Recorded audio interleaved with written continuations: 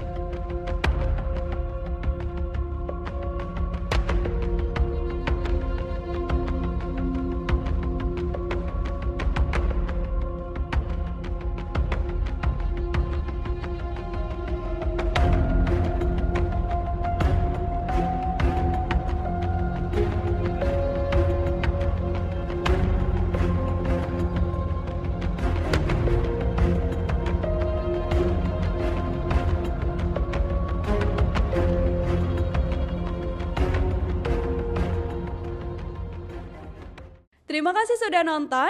Jangan lupa like, subscribe, dan share ya.